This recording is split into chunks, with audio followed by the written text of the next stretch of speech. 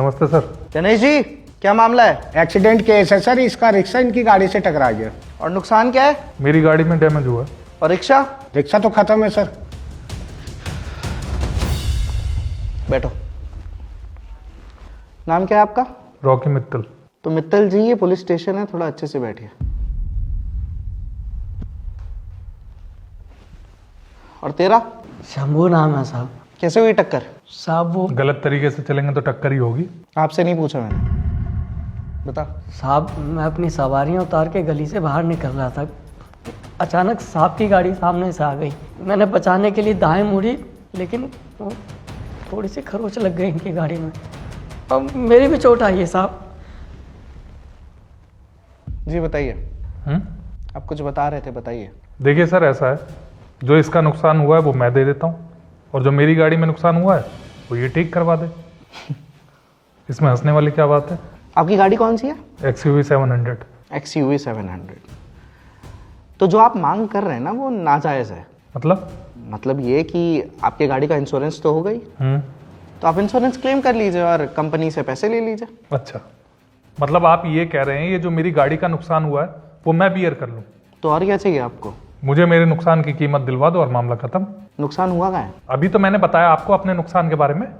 देखिए मित्तल जी, नुकसान आपका नहीं हुआ, आपकी गाड़ी का हुआ है। तो सर, गाड़ी को खरीदने के लिए मेरा पैसा, मेरी मेहनत भी तो लगी है ना। अगर इस एक्सीडेंट में इस इंसान की जान चली जाती तो क्या कीमत देते हैं आप इसके परिवार को?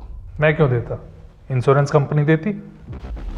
तो उसी इंश्योरेंस कंपनी से आप अपनी गाड़ी के नुकसान का क्लेम कर लीजिए। वाह इंस्पेक्टर साहब, ये अच्छा इंसाफ है आपका।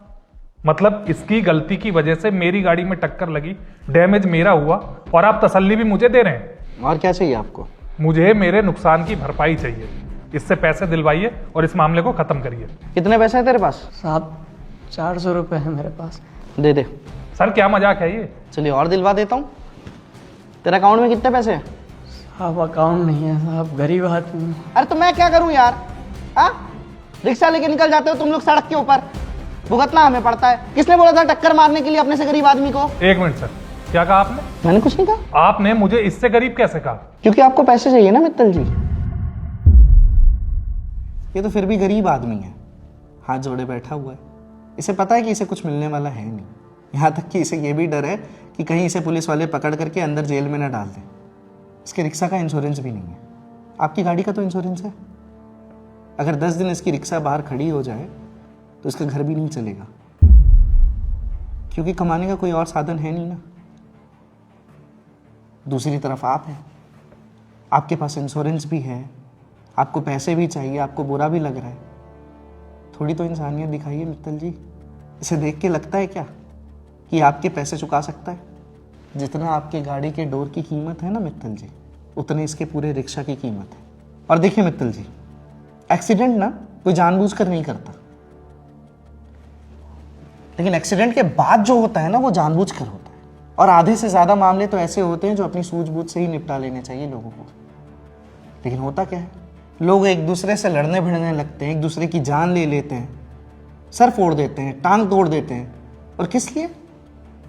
गाड़ी के लिए, छोटे मोटे खरोच के लिए, जो कि मटेरियल चीज है। अब मान लीजिए मित्तल जी, इस टक्कर में आपको चोट लग जाती है, ये आदमी मर जाता है, क्या जवाब देते हैं इसके परिवार को? और गाड़ी का क्या है?